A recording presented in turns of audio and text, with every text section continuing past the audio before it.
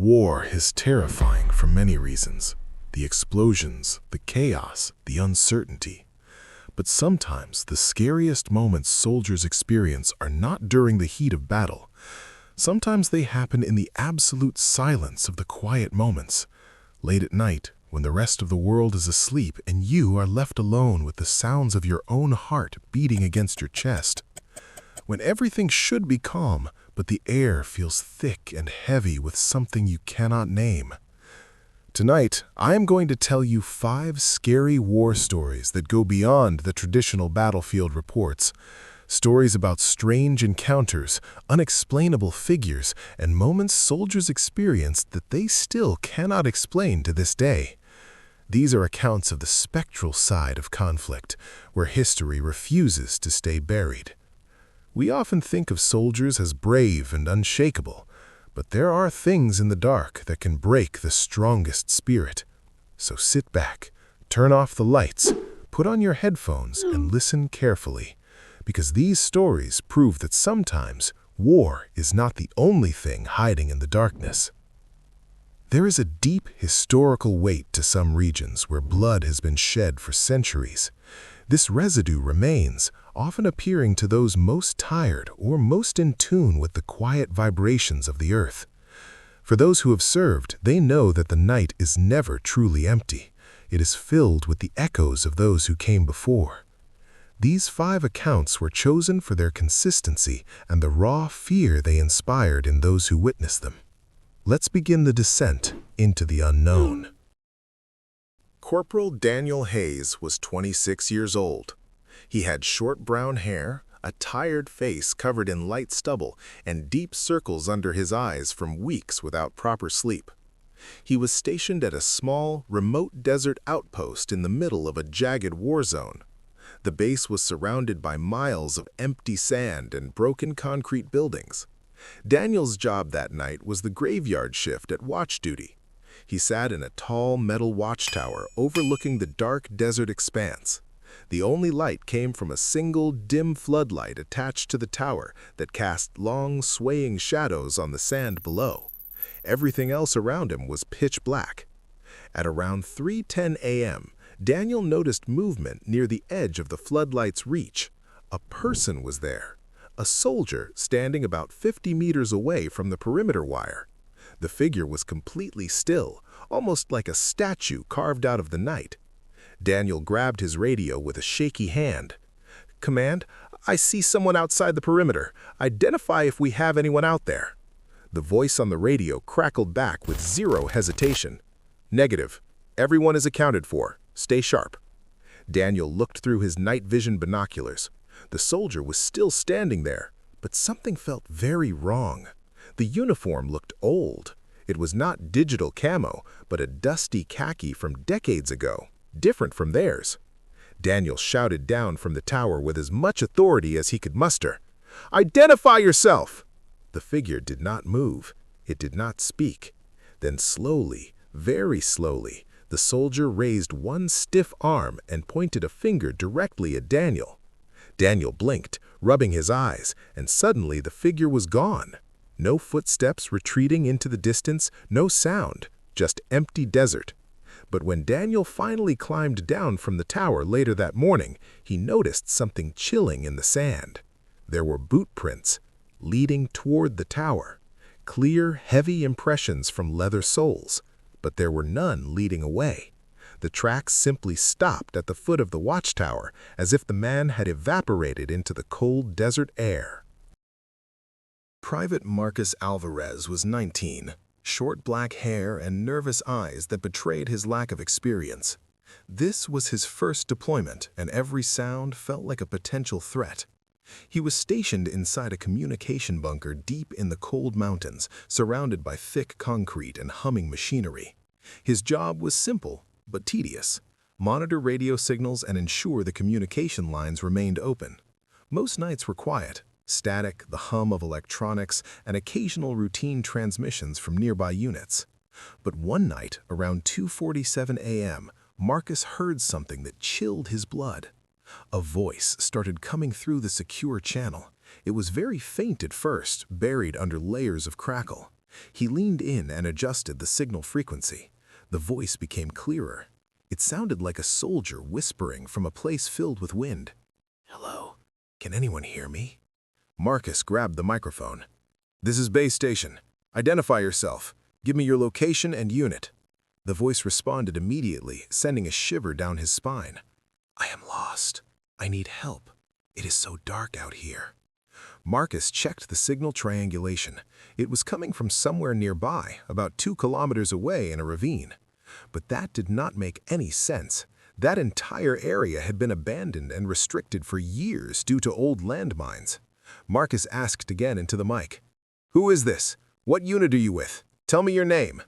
The radio went silent for a few long, agonizing seconds. Then the voice spoke again, but this time the tone shifted. It sounded exactly like Marcus. Not just similar, but his own specific pitch, his own cadence, and his own slight nervous tremor. It began repeating his own words back to him in a mocking loop. "This is base station. Identify yourself. Tell me your name." Marcus slowly backed away from the console. His heart was hammering. The signal indicator was still bouncing, showing active transmission. Whatever was speaking was still on the other end, mimicking his breathing through the speaker. He checked the log, but there was no record of an incoming source. He realized then that nothing was calling for help. It was just waiting for him to keep talking. Sergeant Ryan Cole was part of an elite unit assigned to search underground tunnels in a high-tension zone.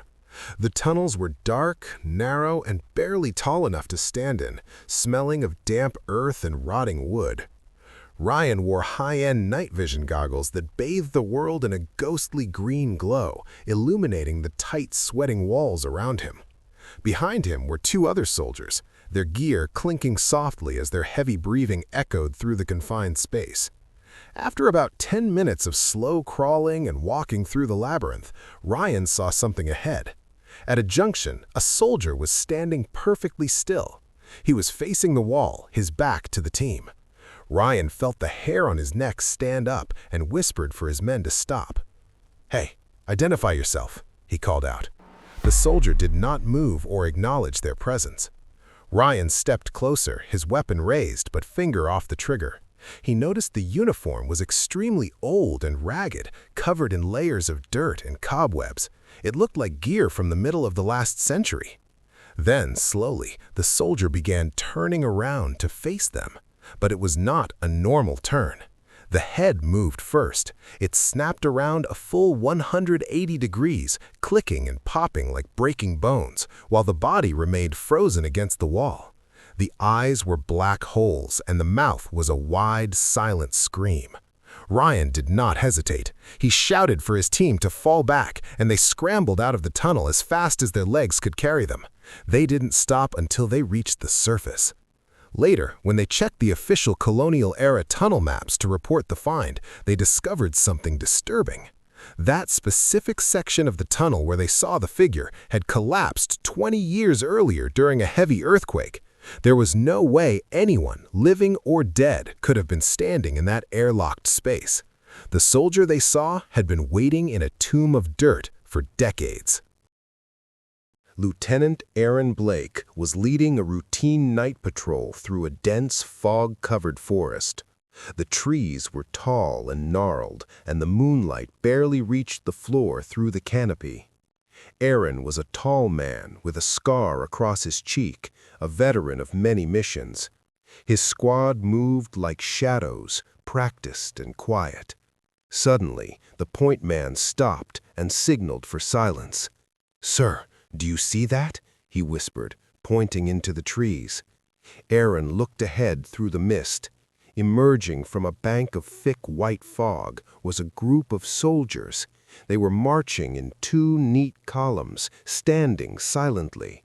There were at least 10 of them.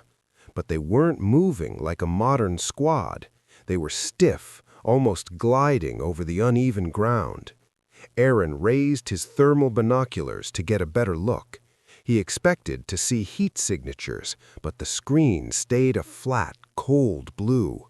There was no body heat at all. He could see their uniforms clearly now. They looked ancient, long wool coats, rounded helmets, and rifles with long bayonets fixed to the muzzles. They looked like a platoon from a forgotten war of the 1900s. They didn't seem to notice Aaron's squad. They were staring straight ahead with empty, vacant eyes.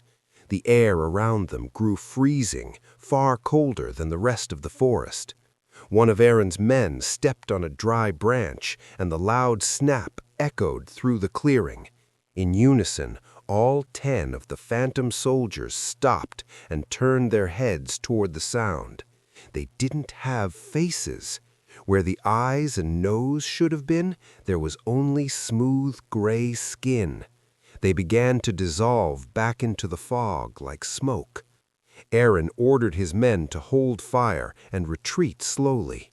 When they returned to the area the next morning, there were no tracks, no disturbed leaves, just a small rusted medal sitting on a stump where the lead phantom had stood.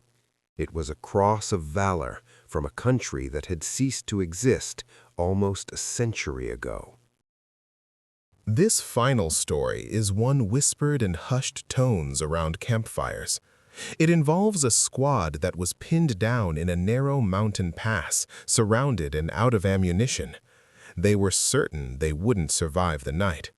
The enemy was closing in from 3 sides, and the lieutenant had already told his men to save the last bullet for themselves. Just as they braced for the final assault, a heavy volley of fire erupted from the ridge above them. Mysterious soldiers appeared out of the darkness, wearing mismatched uniforms and wielding outdated weapons. These reinforcements didn't speak. They didn't call out. They simply opened fire with an intensity that forced the enemy to retreat. The tracers they fired were a strange, bright white light that didn't leave smoke or smell of powder. The squad survived, but when they climbed the ridge to thank their saviors, they found no one. There were no spent casings on the ground, no footprints, no signs that a full platoon had just held that line. The only thing they found was a single silver dog tag lying in the dirt. When the tag was later researched, it was found to belong to a soldier who had been declared missing in action at that exact pass 50 years prior. It seemed that even in the afterlife, some soldiers refused to abandon their post, staying behind to protect the young men who walk the same paths they once fought and died on. The mountains hold their secrets tightly, and some battles are destined to be fought forever in the loops of time. Those who have seen these reinforcements say that for a brief moment they felt a sense of profound peace amidst the horror of war. They knew they weren't alone. Even the most desolate heights have guardians, remnants of souls who haven't yet realized that their war ended a long, long time ago. War leaves more than just physical scars on the land. It leaves memories. Sometimes those memories are so powerful, so painful, or so full of duty that they refuse to fade away. The stories we shared tonight are just a glimpse into the terrifying unknown that soldiers face when the fighting stops and the shadows take over. Whether it is a doppelganger on the radio or a headless sentry in a tunnel, these encounters remind us that our world is much stranger than we like to admit. These 5 stories prove that sometimes the true ghost of war is not just the trauma in the mind, but something that actually walks the earth, watching and waiting in the stillness. Do you have a story of your own, or have you heard a military legend that keeps you awake? Let us know in the comments below. We want to hear your experiences and your theories. If you enjoyed these tales, make sure to like the video and subscribe for more deep dives into the supernatural and the unexplained. Thank you for listening, and stay safe out there in the dark. Sleep well if you can, because you never know what might be standing at the foot of your bed or watching from the edge of the woods. Good night.